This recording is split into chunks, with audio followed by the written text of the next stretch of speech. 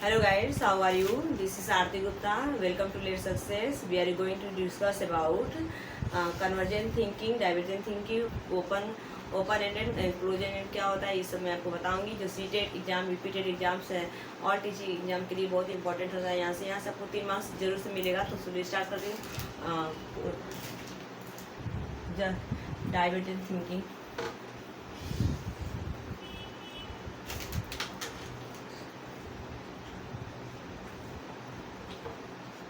Divergent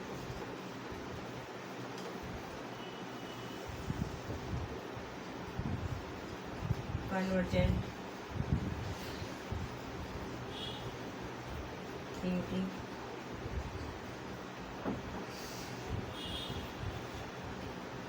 इसको एक बोलते हैं अपसारी। कन्वर्जेंट थिंकिंग बोलते हैं अभिसारी, अभिसारी चिंतन, हिंदी में बोलते हैं अभिसारी चिंतन। इसको बोलते हैं अपसार। डाइवर्जेंट थिंकिंग को बोलते हैं डाइवर्जेंट थिंकिंग, डाइवर्जेंट थिंकिंग को बोलते हैं अपसारी चिंतन।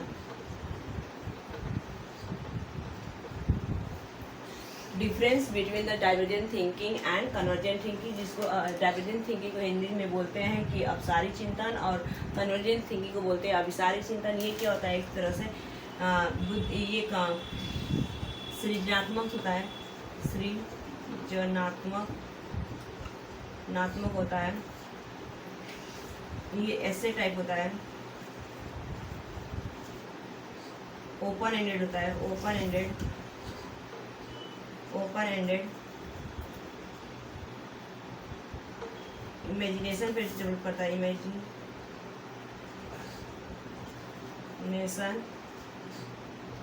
Out of box, brain storming,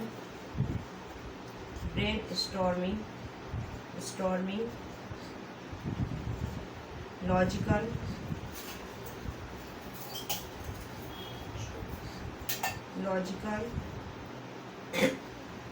abstract।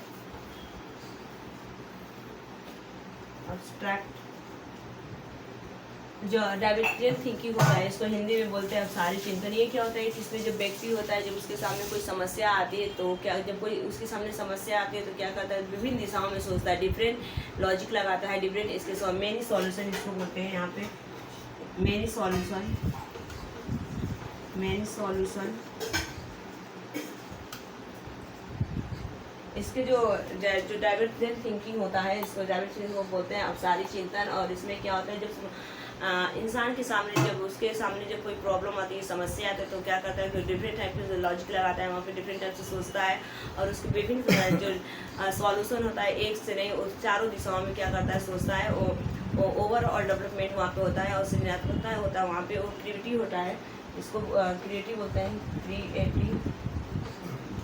Creative होता है, इसको क्रिएटिव होते हैं। इसके मेनी सॉल्यूशन होते हैं। उसके एक प्रॉब्लम, एक समस्या की क्या होता है? वहाँ पे बहुत सारे सॉल्यूशन होते हैं। जैसे आपको कोई पूछेगा कि 20 को कैसे हल करेंगे, तो 20 का सॉल्यूशन कैसे होगा, तो आप लोग बताएंगे कि 20 का सॉल्यूशन 2 + 18 = क्या होता है?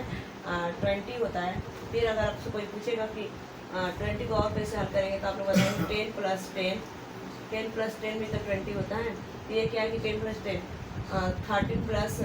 + 8 = 20 होता है। तो ये क्या होता है कि एक समस्या, एक प्रॉब्लम की क्या होता है? मेनी सॉल्यूशन होता है। तो उसको ही हम बोलते हैं डाइवर्जेंट थिंकिंग बोलते हैं। ये क्या होता है? जब व्यक्ति का इसमें क्या होता है? वहाँ पर बहुत सारे दिमाग यूज करता है, वहाँ पर बहुत सारी चीज़ों को सोचता है कि इसको कैसे हल किया जाता है, सॉल्व किया जाता है। तो वहाँ पे क्या होता है? सॉल्यूशन बहुत सारे होते हैं वहाँ पे। इसी को बोलते हैं डाइवर्जेंट थिंकिंग। ये ऐसे टाइप के होते हैं। ये क्या होता है? ऐसे टाइप होता है, ओपन एंडेड। इसको इसी में आता है ओपन एंडेड। और इसमें क्या होता है कि वहाँ पे जो व्यक्ति होता है, इंसान होता है, इमेजिनेशन करता है वहाँ पे, इमेजिनेशन करता है। और आउट ऑफ बॉक्स भी बोलेगा। मैंने आउट ऑफ बॉक्स मीन्स क्या होता है? अगर पूछेगा आपको कि आउट ऑफ बॉक्स क्या होता है, तो आप लोग बताएंगे कि डाइवर्जेंट थिंकिंग है कि कन्वर्जेंट। आप लोग बताएंगे आउट ऑफ बॉक्स जो होता है ये डाइवर्जेंट थिंकिंग होता है, जिसको अपसारी चिंतन कहते हैं। ये आउट ऑफ बॉक्स मतलब कि विभिन्न दिशाओं में सोचने वाला है, डिफरेंट डायरेक्शन में ये क्या होता है वहाँ पे सोचते हैं। और एक क्वेश्चन इसमें और आता है, आपका मेन पॉइंट होता है कि what is the divergent thinkings, brainstorming है कि convergent thinking। तो आप लोग बताएंगे कि क्या है कि brainstorming है। ये इसमें क्या होता है brainstorming, यहाँ पे बहुत सारे उसको सॉल्यूशन फाइंड आउट करना रहता है। why, जैसे आपको आ जाएगा why, क्यों हुआ, what happened,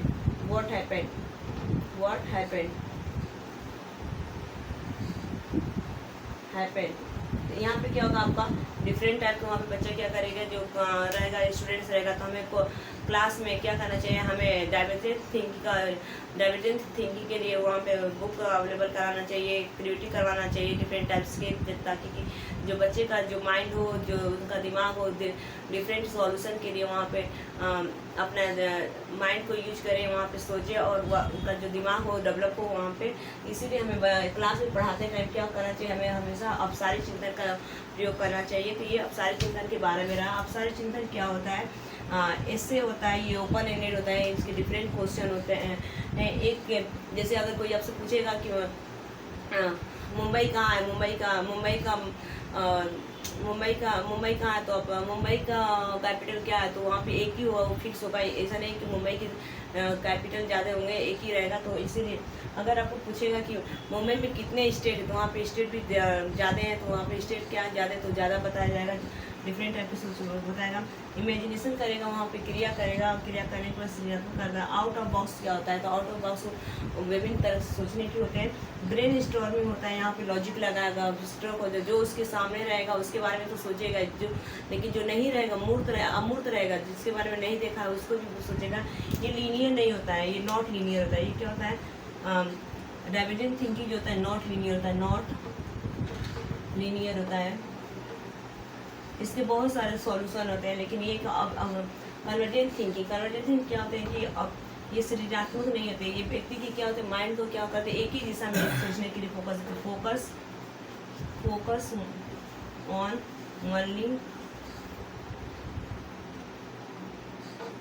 only one direction. जो कन्वर्जेंट थिंकिंग होता है, व्यक्ति क्या करता है, यहाँ पे कोई भी इंसान रहता है, उसके सामने अगर समस्या रखी जाती है, वहाँ पे एक ही समस्या रहता है, तो एक समस्या रखी जाती है, तो वहाँ पे केवल एक ही फोकस रहता है। जैसे अगर किसी बच्चे से पूछा जाएगा कि यहाँ पे 5 है, तो 5 को कैसे लिखा गया, तो यहाँ पे क्या होता है, यहाँ से एरो इधर जाएगा, ये अंदर की तरह आता है, तो इसको ये अंदर की तरफ जो एरो का डायरेक्शन रिप्रेजेंट करता है, तो ये क्या होता है 5। यहाँ पर 1 ये सबको ऐड करने के बाद बताया गया कि 5 होगा, 5 का मतलब 5 होगा ऐड करने के बाद।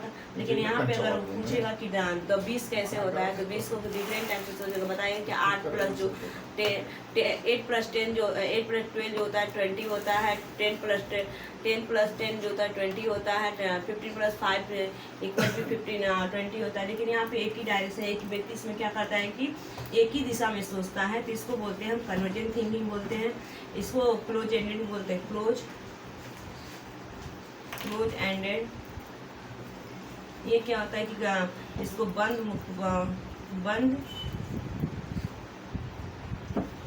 अंत बोलते हैं, हिंदी में इसको बंद अंत बोलते हैं। लेकिन इसको ओपन एंडेड को बोलते हैं खुला अंत बोलते हैं। और जो ये कन्वर्जेंट थिंकिंग होता है, व्यक्ति इसमें एक ही दिशा में सोचता है, उसका डिफरेंट लॉजिकल, वहाँ पे न तो लॉजिकल का यूज करता है, न थिंकिंग का यूज करता है, ज़्यादा उसको सोचने की जरूरत होती है। इसमें ओनली वन सॉल्यूशन होता है, ओनली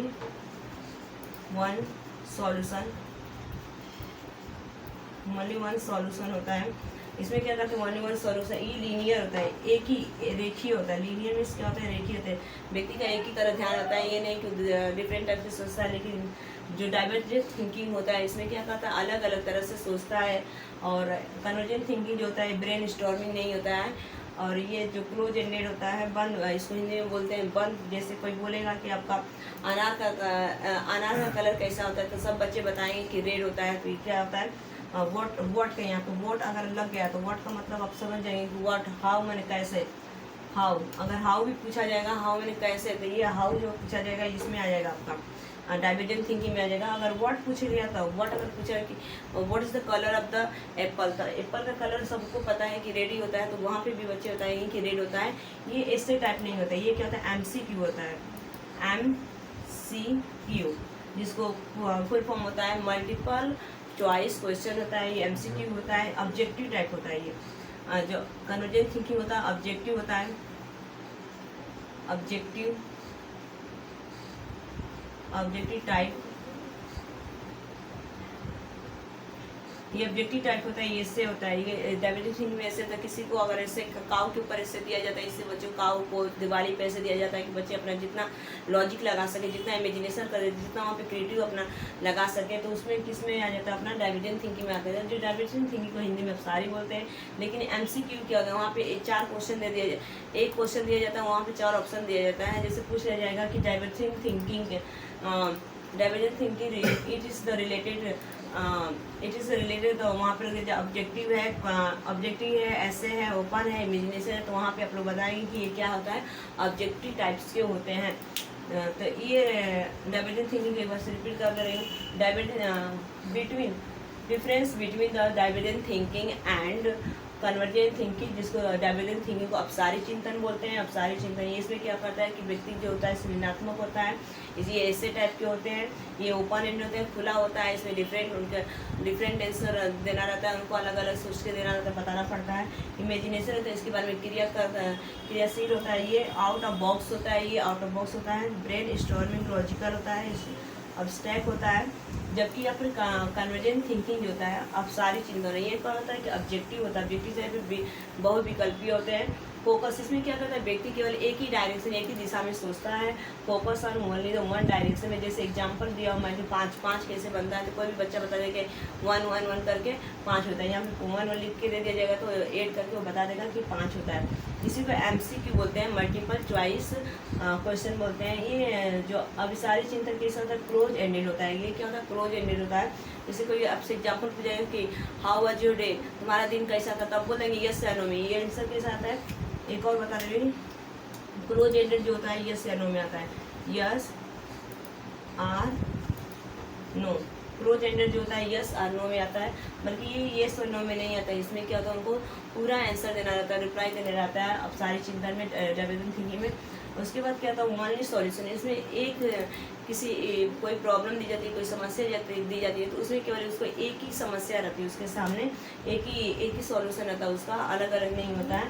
और ये कि लीनियर होता है। जैसे what is the chair, what is the colour of the chair, chair का कोई भी कलर पूछेगा बता देंगे आप लोग। What is the colour of dress, तो यहाँ पे अगर हाउ वाज योर डे, तुम्हारा दिन कैसा था, यस और नो। तो अगर यहीं पर लगे तो व्हाट हैपेंड, तो what happens is related with the convergent thinking और डायवर्जेंट थिंकिंग। व्हाट हैपेंड अगर लग गया वहाँ पे व्हाट हैपेंड, व्हाई, ये अपना क्या आ जाएगा, व्हाई व्हाट हैपेंड, ये सॉरी व्हाट हैपेंड व्हाई, तो ये अपना आ जाएगा डायवर्जेंट थिंकिंग आता है। ये एक छोटा सा वीडियो था, ये इसमें यहाँ स्टेप क्लास मिलेगा आपको। बहुत ही किसी चाहे मैथ में हो, मैथ पेडागोगी हो, इंग्लिश पेडागोगी हो, हिंदी पेडागोगी हो, EVS पेडागोगी हो, जितने पेडागोगी हिंदी के हैं, तो UP TET, super TET, KBS, Navodaya Vidyalaya, सभी एग्जाम के लिए बहुत ही इंपॉर्टेंट टॉपिक था, एक छोटा सा टॉपिक था। Thanks for watching this video. Like कीजिएगा, शेयर कीजिएगा,